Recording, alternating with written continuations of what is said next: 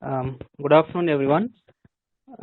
It's my immense pleasure to welcome our resource person, Ms. Sowmiya SV. Ma'am is working as a ML engineer, Reflection Info Systems at Trivandrum. I welcome you for this webinar behalf of AJK College of Arts and Science and behalf of our students. Very warm welcome, ma'am. You Yes, can take over the session now. Thank you. yes, thank you. Good afternoon, everyone. So, first of all, I hope like everyone is safe and healthy. Please do like take care about it. So, talking about myself, as your professor mentioned, myself, Soumya, I'm working as a machine learning engineer in Reflections Info System, which is in Trivandrum, Kerala. So, basically, I'm working in this machine learning field for the last 2 to 3 years after my graduation. And I'm really happy that you guys are already aware about the upcoming technologies and the future technologies. Like when I completed my graduation, so I was not aware about the new technologies or upcoming technologies. And I'm really happy that you guys already know about that. Also, please be updated, be always updated about the technologies which is in the market, like, so that once you finish your education, once you finish your graduation, you are not going to enter into a completely new place. Like you will definitely you'll be working somewhere, or some people will be starting their own company. So for all that, you need to be updated. You need to be always updated about the technologies. I will not ask you to go in depth and learn about every technologies, because I know like you guys already have so much to study, so much to learn. So I will not suggest you to go in depth about each technologies, but I will tell you to at least know their names and what it does. Like you should not be like it's a complete. You should not be there. You should not listen to that term like a completely new thing. So that's what I request you, and that was one of the mistake I did during my graduation. Like I did my graduation in BTech. Okay, so I was not. I knew just the things which were taught in the college, which were in the books, which I did in practicals and all. But that's not how it works outside. I knew that once I completed my education. So that's a small suggestion from my side. But I think you guys are already aware, so it's all good. So talking about today's topic, machine learning and its algorithm. Can anybody tell me what is machine learning? What is machine learning according to you? It's okay, like if it's completely wrong, it's really okay. So if anybody want to give a try, anybody want to tell? I know this is afternoon time and everyone will be feeling sleepy. So let's make this session little interactive, so that we can benefit from this one. Okay, then I'll just share what's machine learning according to me. I'll just share my slides. Okay. Can anybody responds like is my screen visible? Yes, ma'am. Yes, Oh. ma'am. It's visible. So, so if you look into the definitions, if you look into Google or maybe in your textbook also, they will be giving a definition like it's a self-learn. It is a software, it is an application that enables a self-learning from data. And then applies that learning without any of human intervention. I know this entire sentence looks complicated, and you might not understand in the first while you read for the first time. So it's simply like we are teaching machines. For me, it's like it's simply it's teaching machines how to act like humans, how to think like humans, or maybe like more than human, how to have a thinking capability like human and more than a human, so that it can predict the future also. As a human, we can just only guess about the futures, right? But we design machine learning models and systems in such a way that we are able to predict it also. Okay. So, as we all use mobiles, we all are into this internet world, right? So, we nowadays wherever you see somewhere some application that uses machine learning. Maybe a small app also uses machine learning nowadays. Not every app, but most of the apps. Can anybody tell me like what is the machine learning applications you work with every day, or the machine learning, what some examples of machine learning applications that is applied in real life?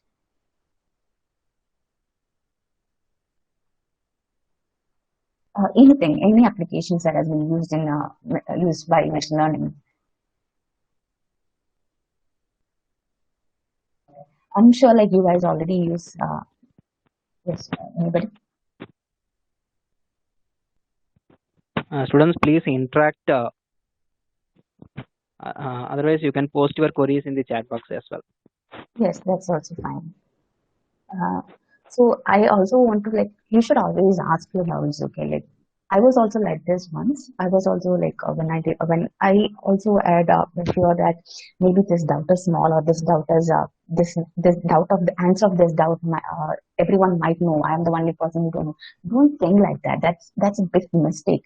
Uh, it's okay if it's you need you really need, if you don't ask, no, like you won't increase your knowledge.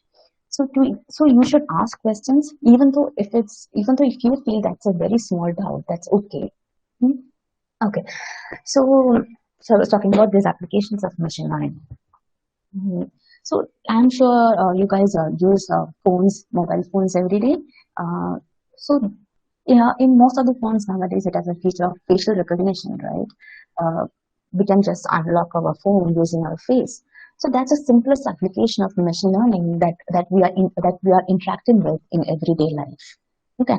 So there are many applications of machine learning, like Netflix is using, Amazon is using machine learning. Like um, when you order some books, maybe when you order something from Amazon, or when you see some movies from Netflix, or yeah, or maybe on YouTube also. After you finish watching certain movies, or after purchasing some items, you will be definitely given immediately given with certain recommendations. Like you will also like to buy these things. You will also like to purchase these things. You might, other users have brought this, or similar users have brought this. All those recommendations you will be given with. How does that work? It's a simple application of machine learning. They are also using machine learning. They collect our data and store it and process it, and then they give the result as a recommendation. Okay, so so in all this, the main thing in the machine learning, what is important is the data. Data is everything in machine learning. Without proper data, we can't do anything. So there are different types of data. Like there are text data, all right. Can you just tell me the different types of data you have come across with? Anybody? I'm sure like you might have seen data, right?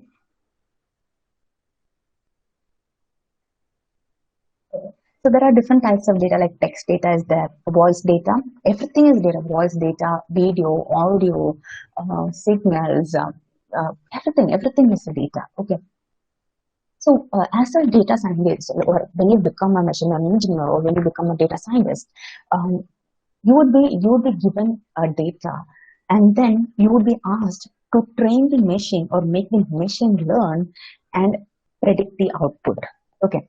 So what would you be doing is, when you are given with some data, first thing you need to understand, you need to go through is, you should understand what type of data it is. You should able to understand what that data does, what that data tells, what you should completely analyze the data. So in 50 to 60% of time, like mostly in our, as a data scientist, no, like 50 to 60% of time goes in pre-processing of data itself. You won't, there are very rare chances that you will be given with proper clean data. But in 80% of the time, you won't be given with a clean data. You need to make it clean. You need to pre-process it according to your requirements. So you will never get ready-made data according to your requirements. So there are many methods of data cleaning that is, so as I said, you need to gather data.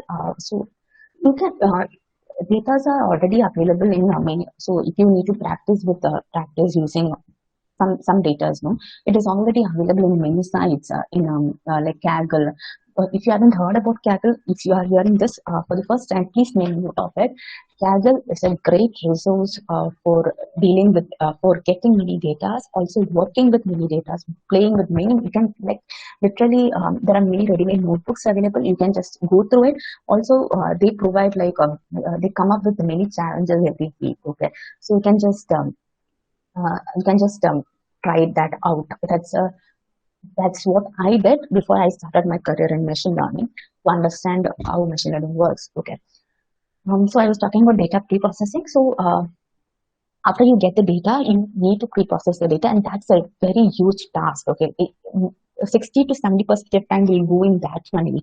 You need to, so that like once we understand what data it is, once we understand how data is, then only we can start to model it. We can try many algorithms. We will get we will just then only we will know what algorithm need to be applied. So it's very important to understand your data. Understand also there will be many mistakes in data also. There are mostly a very big chance that there will be missing values. Like there will be no in certain columns and all. I'm talking about a common Excel sheet or common data which is stored in an Excel sheet. Okay, so in all that conditions, like there are chances that there will be some missing values in that. So you would need to remove all that, and there will be some values that doesn't make any sense. Like if you are given with some numerical data set, like maybe some number data set, and suddenly you will come across a term, come across a word that doesn't make any sense. So you would really need to pre-process it and convert it into your requirements. So as the slide says, these are the 7 machine learning process. You will be getting a data, you need to pre-process and clean the data and convert it into your as per your requirement, and then choose a model, which model based upon, we'll look into that, what type of model, what type of algorithm we can choose, and then we need to train the model according to it. And after training, after we made sure that machine had learned it, we need to test the model, right? Like after we study, we have an exam to test us. So we need to test the model. So after testing, they will give something mark, like after we write test, they will give a mark, right? They professors professors will give a mark for our test to evaluate us. So the same way, the testing model means the model is evaluating how good it is, and after knowing like this much bad it is, what will we do? We will tune some parameters to make the model good, and then we'll go back and we'll repeat the same process. We'll train model again, then also we'll test model. So that process is like so in this diagram it is shown in a single flow, in a single pipeline, but it won't be. We might need to tune model 5 times, 10 times, 15 times to get the correct accuracy. Maybe that will take, you need to there are many. So it is not easy as you think. It won't be done in single step. The main thing is you need patience to do that. Okay. Maybe after several trial, you will conclude that first parameter which you had set first time when you had tested, that was a good thing, then you will need to go back to the first again.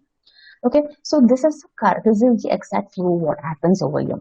And finally, we use that model for predicting the future, predicting the use cases which was given. Okay, so any doubts so far? Anything I missed, or anything that's not clear from my side, or any suggestions you want to give me? Anything?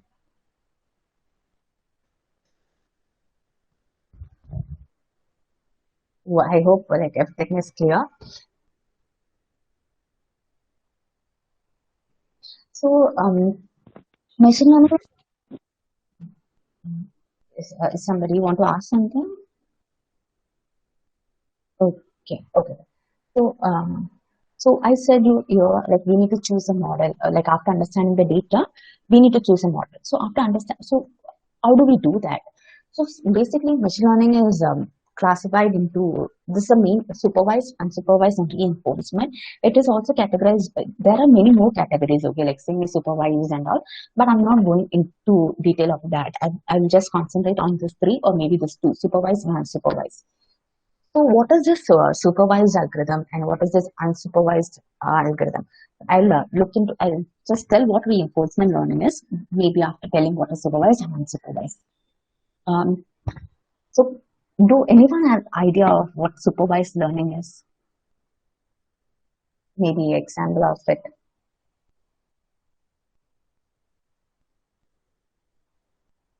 Anybody? No, you can just share what all you know. Like, how do you talk to your friends, or you can just talk anything you want.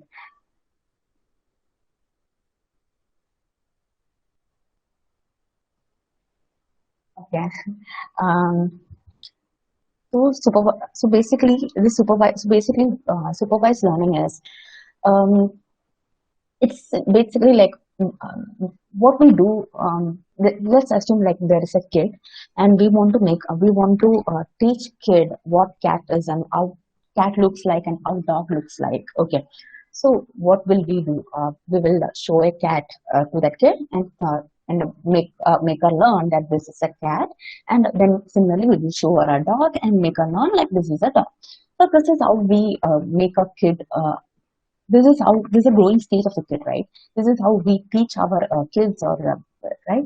So that's the same way with supervised learning. So in supervised algorithm, what happens is like we will be given with a data set and corresponding labels representing what it is. Okay, so we will be given with a data set, maybe like in the example given here, we are given with a data set of cat as well as a label representing what it is. Okay, so this label, no, this label is called as target variable in machine learning. There are many other terms also, but let's stick on target variable. Okay, so because this is the variable so we will be predicting against, right? So what happens in supervised algorithm? In supervised algorithm or in supervised machine learning, we will be given with a data set that contains that has labels that represents what it is. Okay, and then in future, and our machine will be trained against this. Our machine will be, and then it will then we will ask the machine, and then we will ask the machine to predict a new image. So basically, after making a kid to learn that this is a cat and this is a dog, what will we do? We will ask a kid, we will some other day we will ask that kid, we will show a cat and ask her what is it, right? So that's the same way how the supervised algorithm works. You just need to keep this in mind. Supervised algorithm as a label against it. Okay. And I think the supervised algorithm is clear for you, right? Is this clear? Or should I slow a little bit?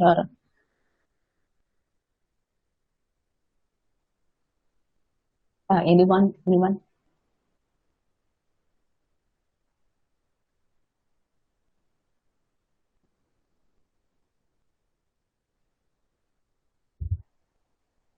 I hope. Okay, it's clear. Okay. Thank you. Okay, so this is how supervised algorithm works. Okay, now what is this unsupervised algorithm? Unsupervised algorithm will not have the label. Okay, so they will be given with the data set. They will be given with they will be providing us a data set that just consists of images. Okay, we should identify the machine should identify themselves what it is. Okay, so in supervised algorithm, they had label against it. They told us this is a cat, this is a dog. But in unsupervised, they want to tell it anything. They will just give us the data. Okay, so what it does is like, they will group this data. They will group this data based on some similarities. That is basically they form a cluster. Okay, maybe for example, like if you need to recognize between a male and a female based on their face, it will group based on certain features. Like if there's a long hair and if it doesn't have a beard and a mustache, then it will be classifying it as a female and other as a male category. So in unsupervised learning, the machine needs to identify the pattern itself. Okay, that's what unsupervised algorithm looks like. So we'll be looking into it like how unsupervised algorithm works. Okay. So basically, these are the categories of supervised and unsupervised. And as we saw in the slide, as we saw in this slide, in supervised learnings are used in spam fraud detection, like to identify there is a like we get calls so many days, right, regarding loans, payments. So it helps us to analyze whether it is a fraud detection, email spam detection, and image classification. Also, okay, difference between the class. So in supervised learning, no, it is again classified into classification and regression. What is this classification and regression? So can anybody tell me, is this was a classification problem or a regression problem? Any guesses? Any guesses is fine. Is this a classification or a regression problem? I think classification. Exactly right. So classification deals with this categorical variables, and regression deals with numerical or continuous values. Okay, we'll be looking into what regression looks like in maybe next slide. Okay, um, so that's what supervised learning is. Supervised learning is split into regression and classification, and unsupervised into association and clustering. Okay, so clustering is basically what I showed you in this slide. It just groups the data into similarities. Association we will look later. And what is this reinforcement? What is this reinforcement learning? Reinforcement learning is like we won't be providing with any data. It will just learn it by its own mistake. Okay, so that's like we'll be looking if we have time at the end. Okay. Okay, so let's look into these machine learning algorithms now. Let's start with these machine learning algorithms. So in machine learning, no, like you need to have a strong foundation in mathematics. We are good. I will not say like you need to have in-depth knowledge about maths, but yes, you should have the basic knowledge of statistics, probability, and all. So I hope you guys have that in your syllabus, and if not, please do. It's just like you in your school times, no, you had studied statistics and all, right? That's only if you know that much now, then it's good. Okay. Advanced level and all, you will learn by yourself once you start your career. Okay. So I did my graduation in BTech, right? So I had very less maths. I did graduation in computer science, so I had mathematics till second year only.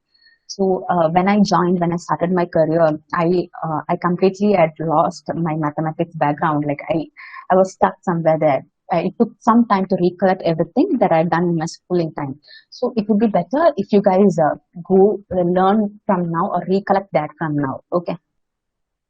Okay. So first algorithm we'll be looking into is linear regression. This linear regression also you had done in your schooling times. Okay, so linear regression. Okay, this linear regression is a supervised algorithm. Okay, linear regression is a supervised algorithm that deals with a regression problem. So, so as I said, regression is a problem that deals with the categorical variables. Now, where this linear regression can be used? Linear regression can be used where we have some relationship between the output and the input variable. Okay, so let's assume. Okay. Let's assume, okay, let's not look into this example right now. Let's assume we are given with a data set of experience and salary. Okay, we need to predict salary of a person given his or her experience. So we definitely know salary and experience is dependent, right? If experience of a salary of a person depends on experience, we know that with increase in experience, the salary also increases. So that's how they both are connected, right? So regression algorithm is used where there's a relationship between the input and the output variable. So in our case, the output variable is in our case, output variable is salary because we need to predict the salary. Okay, so linear regression can be used to find also linear regression can also be used to find like whether there is a relation, to check whether there is a relation. Okay, so how does that work? So in the word linear regression itself as the word line, it has you guys have learned the basic equations of line during a schooling times. Y is equal to mx plus c. It uses this basic equation. Okay, we'll be looking into it. How it does that. Now, given a data set of area and price, they are given a data set of area and price. We can see that with increasing area, price is also increasing. Okay, so what we need to do is first, so we have given a data of area and price. We need to make a model using this data. Now, how do we make a model? Using this data? How do we find like whether there is a relationship between area and the price? It's simply, so when we plot area and price, this is a okay. Sorry, I think I missed one figure over here, but still I'll try to explain you. So when I plot area and price, this we will be getting around over here. This 30,000 is against 56,500. Just see these red points, okay, red dots. So we are just basically plotting area and the price in graph. And then what we do, then we need to understand like whether there's a relationship between an area and price. So what we do is we try to fit a line. Now, how do we fit a line? Our aim here is to find the best fit line. What do I mean by this best fit line? The best fit line is the line which will pass through the every value, which will pass through the every point. Okay, like this. You can the left hand side you can see it does not pass to every point, but why we chose this line that I will tell you. So best fit line is the line. I'll just tell you what best fit line is. Best fit line is the line that we pass through every data points. Okay. So we will if I see the figure in the right hand side, we have three lines. There are three possibilities in which we can draw a line like that, but still we chose blue color line. Why is that? Any guesses?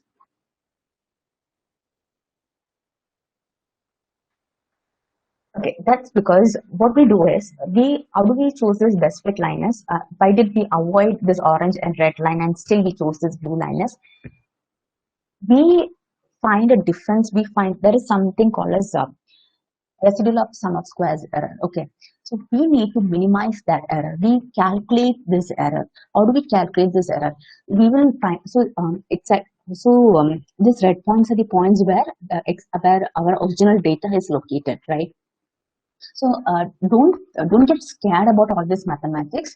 Don't get scared about all these formulas. This all our if you're going to work with Python, I'm not sure about other languages, okay? But if you're going to work with Python, everything is ready-made for you. All this calculation will be done by your packages and all. So don't get scared about this mathematics. But you should be aware about what it does in the background. Okay, that's why I'm explaining to you. So what it does is it calculates this error. How it calculates error is this red point is the original data point, and it takes the distance from this. That is, it takes the distance from this 55,000 to 520 to the point where it is in the line. Okay, so it takes a difference between this. Similarly, it takes a difference between this data point and the point on the line. Okay. So it takes a difference like that, and our aim is to reduce this error. So that's how this linear regression works. Okay. So when we'll be taking like this for all the three lines, and we'll take the lines which are the least this value, meaning the error value. Okay. So basically in linear regression, if we get the correct value of m and c, m is what? Anybody? What is this m representing?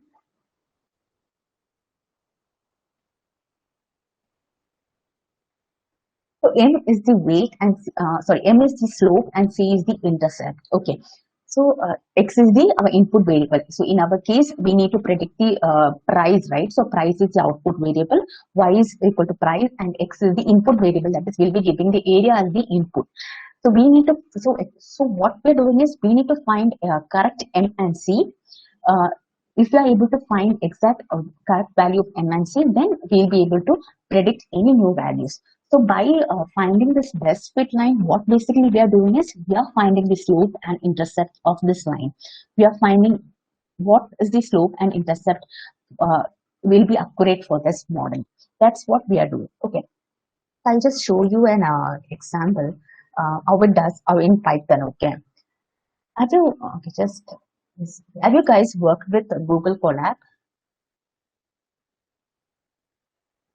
Have you heard about Google Colab? No, no, ma'am. Okay, so when you install Python, when you install certain packages in Python, it's actually a difficult task, and not a difficult task, but it's time consuming. And for you right now, for practice, you don't need to install all the packages. You don't. So what you can do is you can just type Google Colab.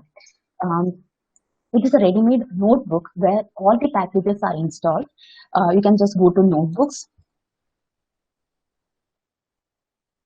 You are able to see my screen? You're able to see my collabs and all. Yes, ma'am.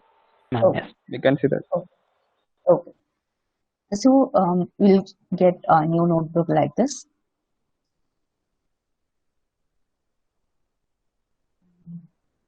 So we'll get a new notebook like this. The advantage is every packages are already installed. You just need to import it. Like I'll show you how to do that. So you need to install 90% of the packages. Only there are very rare packages that has not been installed. Okay, but one thing you need to take in mind: if any data that has been uh, pushed, like we can upload certain files over here and all, and it will remain just for 12 hours. You need to download before 12 hours, and if you download it, you can just re-upload it next day or after 12 hours. So you just need to keep that in mind. The time limit is only 12 hours.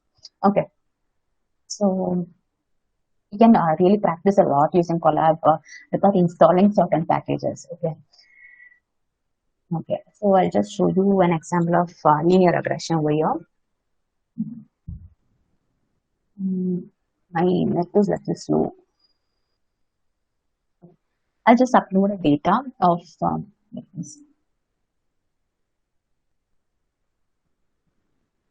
I'll just upload this data over here. You can upload files like this. Any files you can like any CSV files you can upload it like this. It is uploaded now. So you can so when you work with machine learning and using Python, you need to be aware about certain packages. Okay, like pandas. So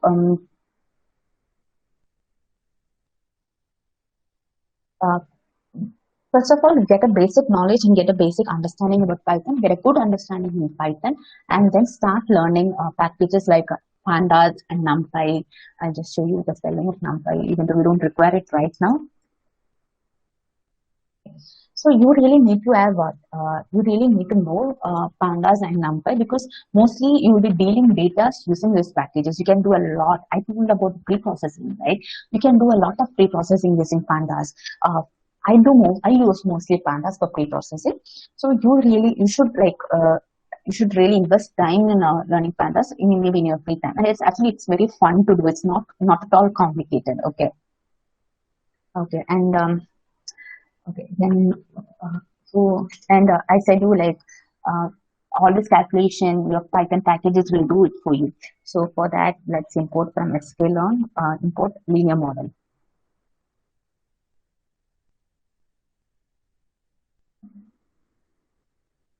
And for running, you can just press here, or you can just type control. You can just enter control enter. Okay. So I didn't need. It just ran so quickly. I didn't install also. So that's the advantages of Google Colab. Now I need to read this file. Okay. Have you guys worked with pandas? I think no, but anybody? No. Thank you. So we are going to read a CSV file, right? Salary underscore data. So how do we do that? Is just this is a format for that. This is a code for that, or this is a query for that. Leave that part. So now we have to look how that data set looks like. Let's see how it looks like. This is the data set we have. This is similar to the example which I told, like where the salary of the person is dependent on the years of this experience. Okay, now let's see how can we model this, or how can we visualize this. Okay, for visualization, there's a package called as matplotlib. That's a good thing. That's a good library for visualization. So basically, in Python, there are two libraries for visualization: matplotlib and seaborn. This is the packages I have used. I'm not sure like whether there are other packages also available.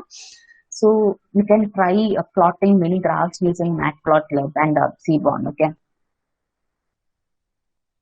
I enjoy plotting graphs and visualizing data, and visualizing data is one of the important factor while you do while you want to analyze the data, because there will be lot of this data consists just of 30 or 29 columns, but in real world, no, there will be data containing millions and thousands of rows. So you will not be able to just see and analyze. So you will need to visualize it. So for visualization, it's good to have the basics from Matplot and seaborn. see how this looks like. Okay. Here I need to read this column name, which is years of experience. We are plotting for the years of experience versus salary, right? That's why I'm doing over here versus salary. Here the weather condition is very bad. I'm facing heavy rainfall, so if by chance my power goes off, I'll be joining that within 1 or 2 minutes. Okay, so excuse me for that. So we have, let's see how it looks like. So for showing, we have to type plot or show. Then I'm getting some error. This is not.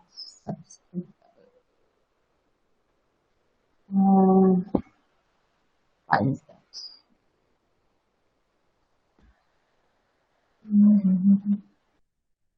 This data set looks like this. Like, so now what is our next step is we need to pick the line. That is basically we need to call the linear regression model, right? So let's call this linear regression model. We call that, we have already imported a linear regression linear model from sklearn. We just need to use that. I'm not going in detail why of certain packages because of very less time, and you will not be able to understand very quickly also. I don't want you to. I don't want to fill with all full new terms because I think it will get complicated. So I'll just go to the basics and tell how it looks like, how it's working in the background. Okay. So regression underscore model dot fit. This fit term, what it does is, this is where training happens. The fit term is used for start the training. It means basically train the model using linear regression. Okay, that's what the fit term means. So we need to pass the parameters. Let's try to execute this. Okay, so our model is ready now. Basically, I'm telling it again. Basically, this line means we are telling the model to train the data against years of experience, like train the model using years of experience as the input variable and salary as the output variable. Okay, now let's see what it predicts if I give salary, if I give years of experience as 8. So basically, it should give a value between these two, right? Let's see how good the model is. So how do we do that is,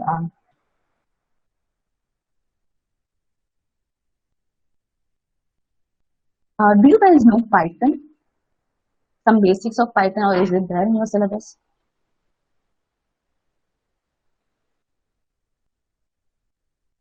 Anybody?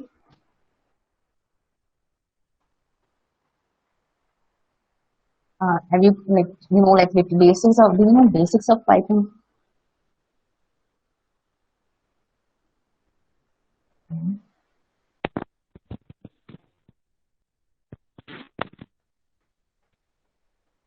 No, anybody? No, ma'am. They are first year students. Hereafter only they are going to study. Okay, fine. So okay, then okay, it's okay. Python actually is a very easy language. Okay? It's like it's like similarly how we talk. So Python is very easy language compared to other languages like C, C++.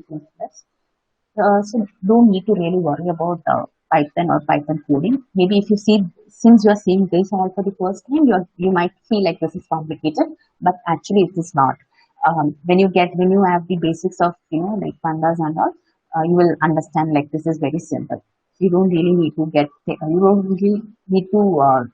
think like that. Okay, worry about that.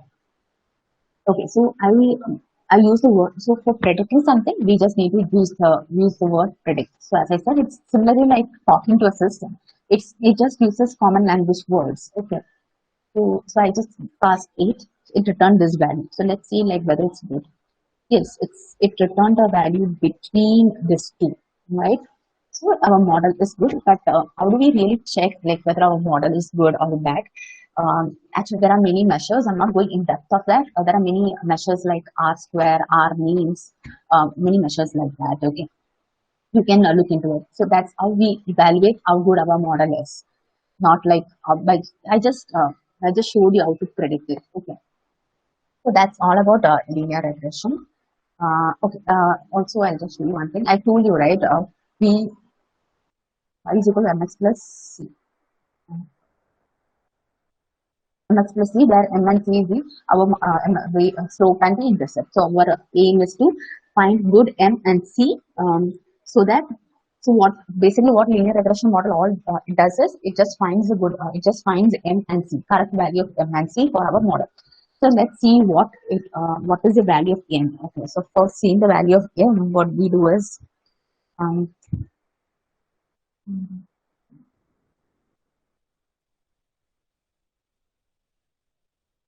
so this is the value for the m. Let's see what's the value for the intercept.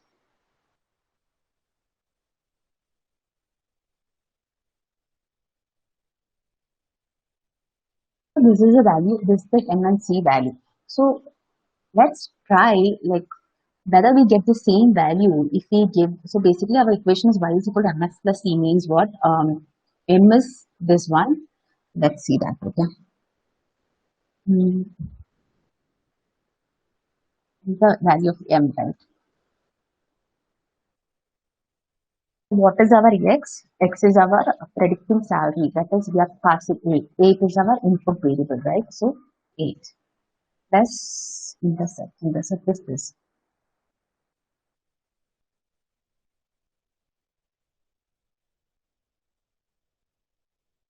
Okay. So let's see whether it is giving the same value as this. Okay. As this one.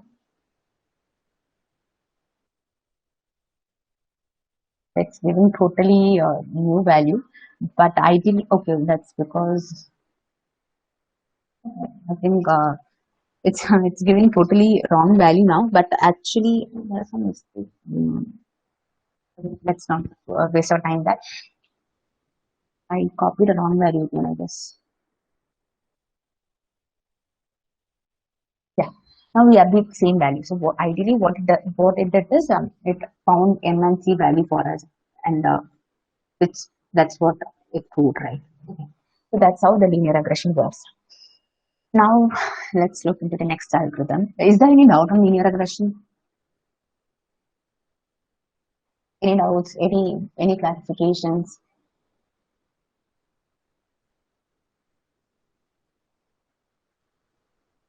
Okay, I hope it's clear.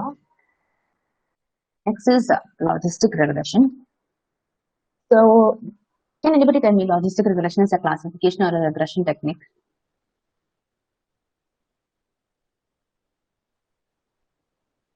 Any guesses? Is it a regression or a classification technique? So when I heard this term for the first time, when I learned for the first time, since there's a word regression in it, I thought it's a regression technique. But basically, logistic regression is a classification technique.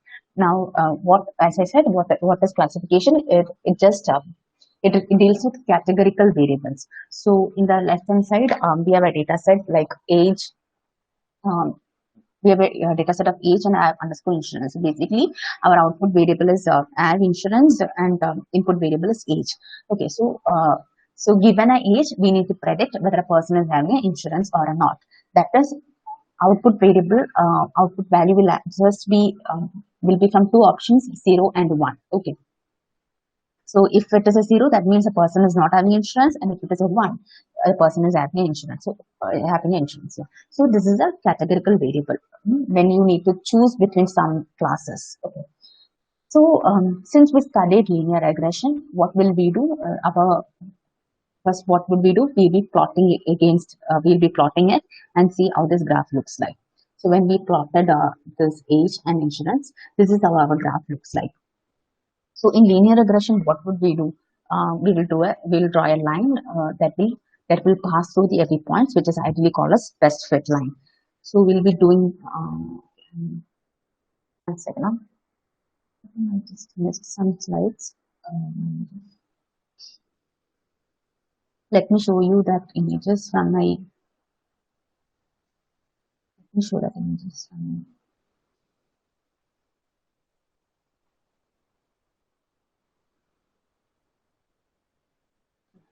Is this image visible?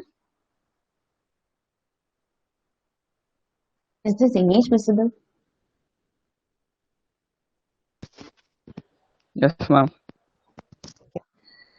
So we'll be plot. So since we studied linear regression, we have already done linear regression. What would we will be doing? The same thing. We will drawing this best fit line that will pass through the variables.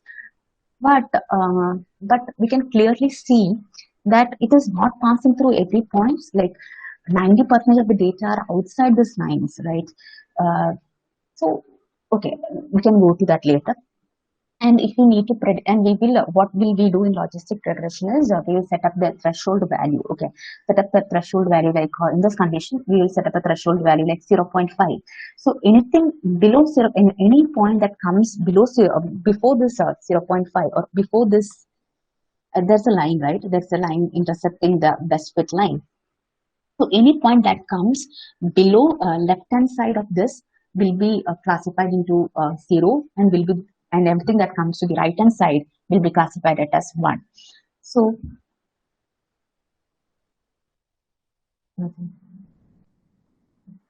okay, so that's how we do in logistic regression. But this line is not proper. Why? Because in future, if there is one more point, okay, if there is one more point that came over here, that is over.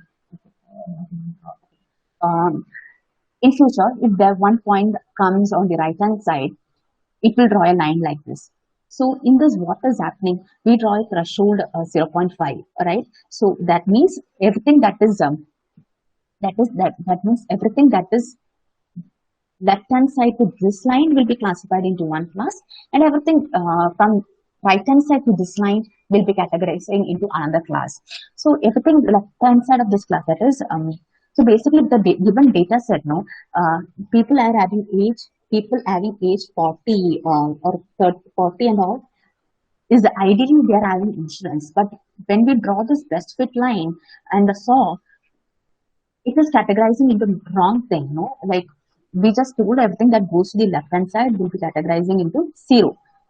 So this four values, this is outlier, this 3 values, or maybe this 4 values also. These 4 values are categorized into wrong category. They are categorized into 0, but ideally they are 1.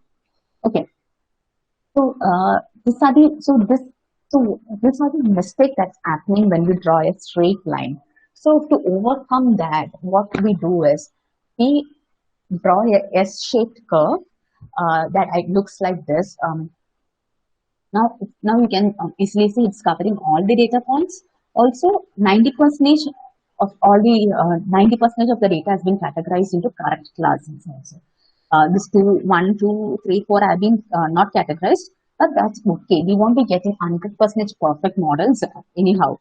There will be we'll be maximum getting accuracy of 80 to 90%, and if you're getting 100% and all, there is something wrong with your model. Okay. So what is this curve called? This curve is called a sigmoid function or logic function. Okay. Now, how do we calculate this? This is the basic formula of sigmoid function. You don't really need to by heart this formula. I'm just telling you to make you realize how it's looking in the background. Okay. Now, basically, we converted a line into this S-shaped curve, right? So this, see, this is the formula of this sigmoid function, and what does this represent? It represents our linear equation formula, mx plus b. So we have been converting this regression line into a S-shaped curve. Hence, the name regression is there in logistic regression. Okay. Now, and the main advantage of this, the outcome of this logistic regression will be between the value 0 to 1. Okay, so because we are dividing one with slightly, we are dividing a number slightly greater than 1. Right, so it will always convert our input range from 0 to 1. So you really need to worry about this. You just need to keep this in mind. Logistic function gives us a S-shaped curve with the range 0 to 1. Okay. So when you start attending interviews and all, one of the most important topic is logistic functions. You will be encountered with many questions from logistic regression. Okay. It's not you need to go in depth of logistic regression. So I know you are like since just first year students, but just keeping this in mind when you pass out, when you start attending interviews, you need to prepare well regarding logistic functions. Okay. Okay, that's about logistic functions. Okay, I add some technique. Okay, fine. Okay. Also, okay, I'll just quickly show you an example. I think I'm running out of time, but I'll just quickly show you an example. I'll use this data. I just need to show how this how accuracy is evaluated. This is the data set of candidates. Okay. Let's see. So, so initially, I had some way of importing a data set. I read a CSV file. Now you can type manually also, like this. Okay. This format is called as dictionary. Okay. Key and value pair. So this format is called as dictionary in Python. So let's see what it looks like. Oh, I need to read this also. Data frame is something that is rows and columns. So we are ideally converting the dictionary to a data frame.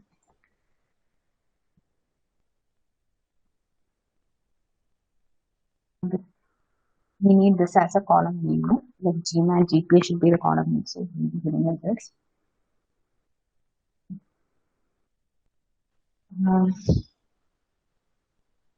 I think it's better if I copy paste. I don't want to waste time. Okay, I'll just show you here. That's better, I think, because it's taking a lot of time. Okay, so when so what is okay? Just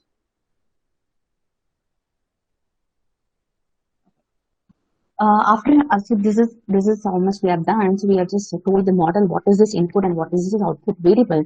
And here what we are doing is so this is how we follow these machine learning problems. Okay, so in the first example which I had shown, we have trained the model. We told the model to learn everything that is given in the data set. Okay, so right now what we have, so that's one way to do it, but not recommended way to do it. Okay, so what's the next other way to do? We can just split the data. We are telling the model to split the data into train and test. Why do we do that, and what does that mean? So initially in first or second slide, I told you we will train the model and then test the model, like similar to how we write exams, and we learn something and then we write exams and they will evaluate us, right? So same way, we are telling the model to train or to learn only some certain size, some like here we have given test size as 0.25. That is, it will split like a 20% data to the testing part and remaining to the training part. So, so we'll tell the model just learn some part of the training data and just leave the other data as test. So, so our model has been trained only on some parts of this data set. Okay. Now, after that, what we do is we test the data. We test the model using the data which we have not trained on. Okay, as I said, we kept some data for testing, right? So we'll be keeping that, we'll be testing our model with that data set. So we can see, we are same way like logic regression dot fit and then predict. So in the first example, I passed the value directly. Here we are passing the data set which we had kept for testing.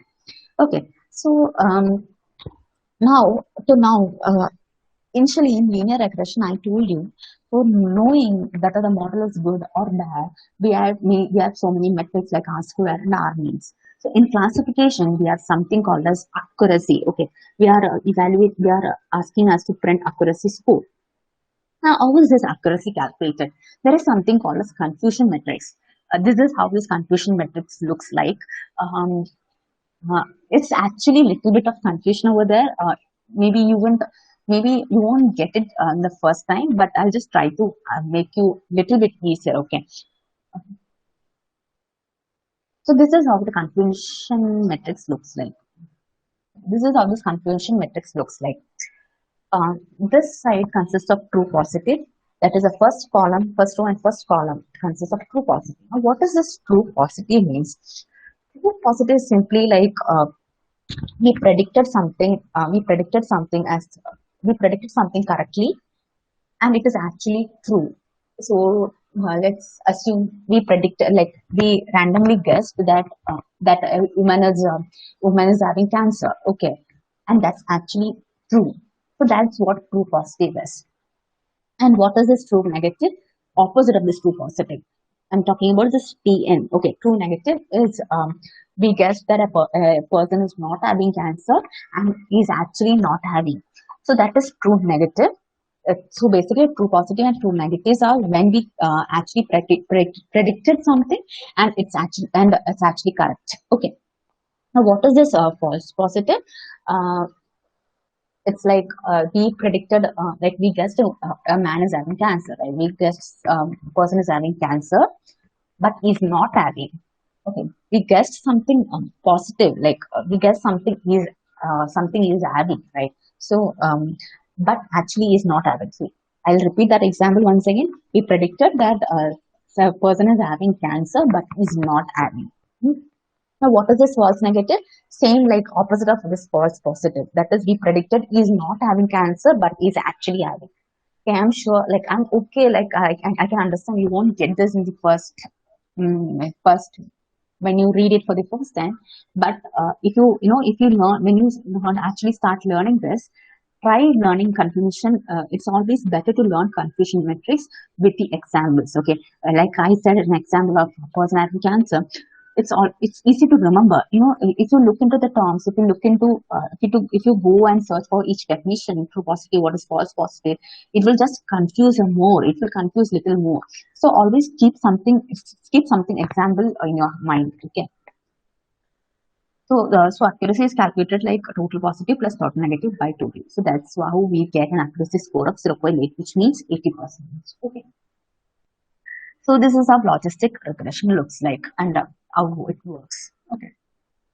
Now, next I'll just go to decision tree. So decision tree is a algorithm. So as I said, linear regression used for regression technique. Logistic regression can be used for only classification technique. Now, this decision tree can be used for both regression and a classification technique. Okay.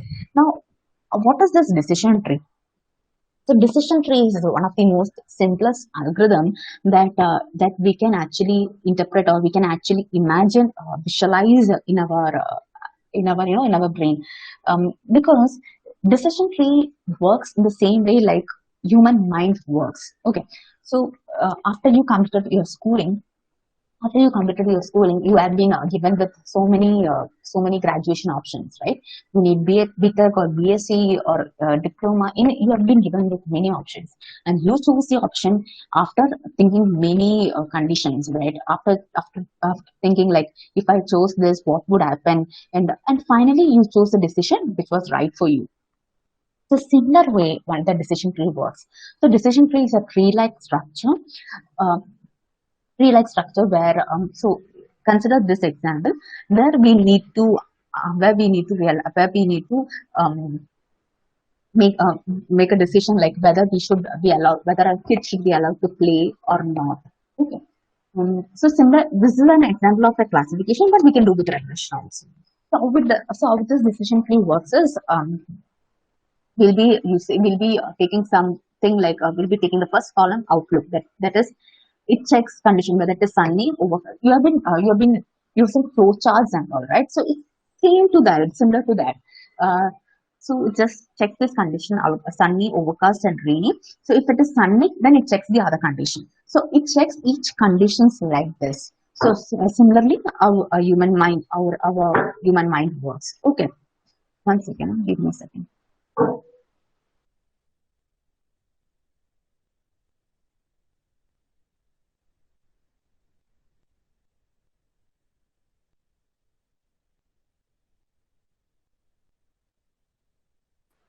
Sorry, I got disconnected. One second.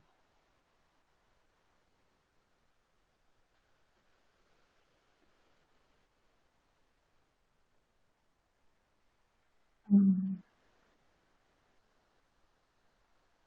Is my screen visible? Yes, madam. Okay, thank you. So in this, so basically this how decision tree looks like. This the root node, the node which that is the node which we start to split, that is called as this root node, and all this the node at the end, no, I'll just show you the node at the end.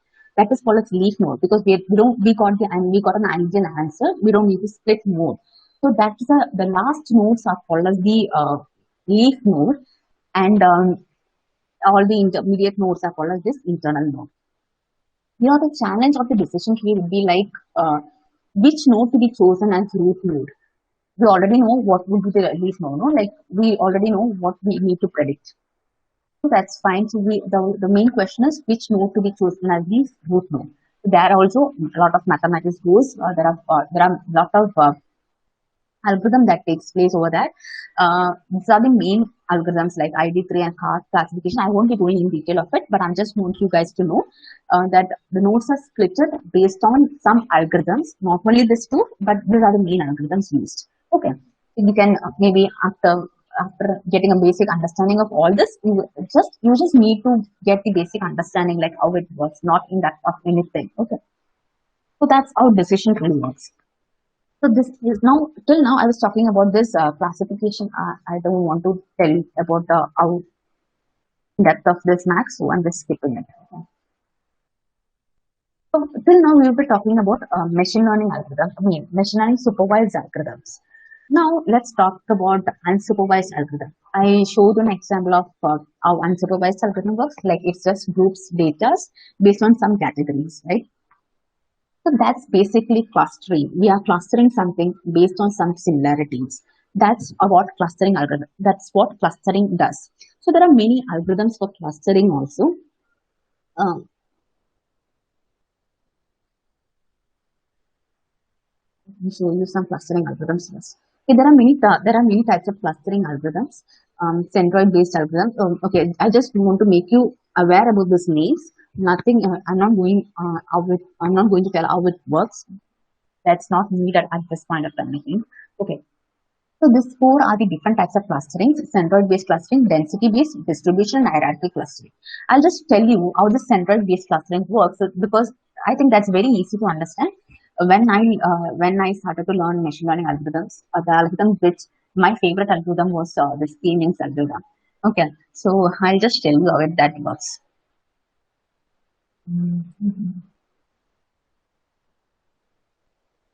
Okay, before that I'll just tell you. So this, let's assume that there are some certain there are certain data points which looks like this. So ideally we need to make a cluster on this cluster on this data points. Okay, so we'll be creating this four clusters like this. Now can anybody tell me creating cluster like this, or okay, I'll show you. If the creating cluster like in this case 1 or case 2 is better? Any way we can create clusters, right? So what do you think, like which cluster is better? Any guesses?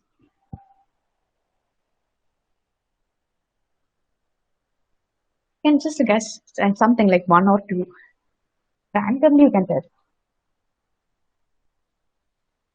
Okay, so actually the case 2 is better, because why case 2 is better is we'll be looking like we will look. Okay, I'll just tell you very simply. We need, in while clustering, our aim is all the similar data points should be in one cluster, right? That is, if we take examples of cats and dogs, what we need is all the cats should be in one group, all the dogs should be in one group. We don't need a group which is mixed. So that's what the aim of this cluster is. So in clustering, we need to look, while we cluster something, we need to look two main things. One main thing is like in one cluster, the distance between I'll show you. So in one cluster, the distance of each point from the centroid. So in this, I think you can see my cursor over here.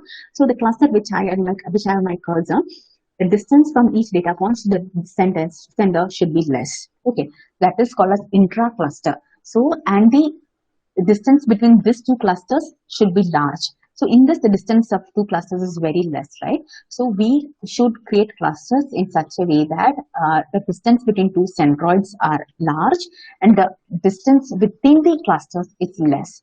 Distance of centroids within the cluster is less. Okay, so that's how we these are the two things we need to keep in mind while creating a cluster model. So I'll just explain you an algorithm of k-means. Okay, just explain you very simply, very fast. So what we do in k-means is assume that we have a cluster like this. We have a cluster we have data points. Sorry, we have data points scattered like this. We'll randomly select, like we'll randomly choose some number, like we need this much clusters. We will randomly say like we need this much clusters. So let's say I need 2 clusters. Okay. So what it does is it randomly creates 2 sender points. There are 2 options. You can randomly create a new center point, or you can take any points from the given data as your center. So in my example, I have created new 2 points as my center. Now what I do is I will calculate the distance of each cluster of each points from this center. From this centroid, there are 2 centroids, right? So I'll be calculating the distance from this point to this point, this point to this point, this point to every rest of these points. For calculating distance, you can use many measures. Okay, Euclidean distance, cosine distance, many measures. You can use many measures. What you need. Okay. So now after that, what I do is so as I said, I started measuring distance of each data points. Now, after measuring each distance, what I do is I will assign I got the distance, right? So I will assign the shortest distance to one cluster. That is, if I got the distance from this blue to this green as small compared to this, I will assign this green point to blue. Okay, so like that. Similarly, if I'll compare the distance between this to this and this to this. So obviously, I'll be getting this to this as small, right? So I'll be assigning this blue to this blue clusters. Like that, I'll be getting 2 clusters. But we randomly choose this centroids. How can we be sure like this is the correct centroid and this is the correct cluster we need?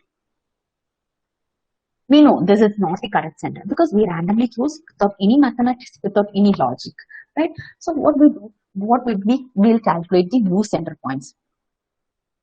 Okay, now how do we calculate this new center points? We calculate the center of gravity. What do I mean by center of gravity? I calculate the average of all these clusters.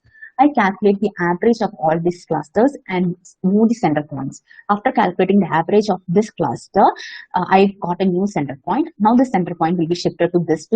Similarly, I'll be calculating the average of this orange cluster too.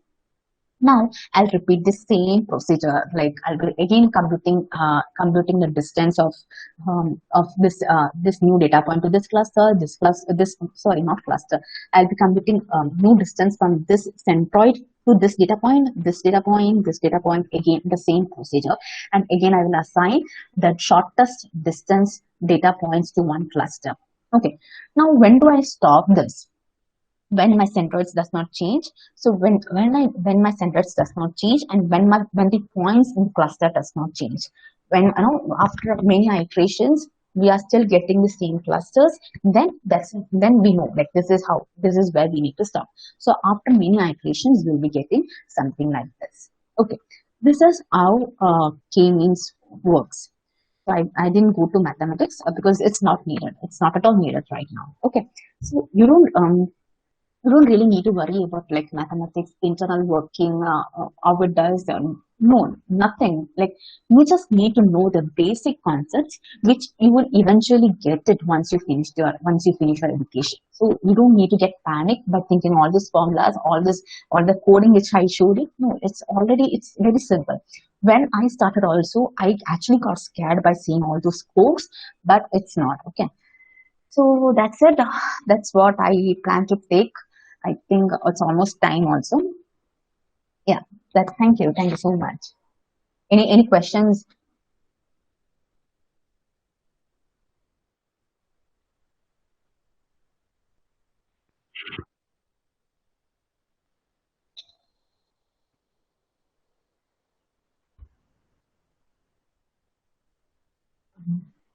Any questions, questions, anything? No, you can even tell like I need to improve somewhere. I'm going little too fast. You can give feedback also. Students, any questions from your side? If you have any questions, please post it in the chat box.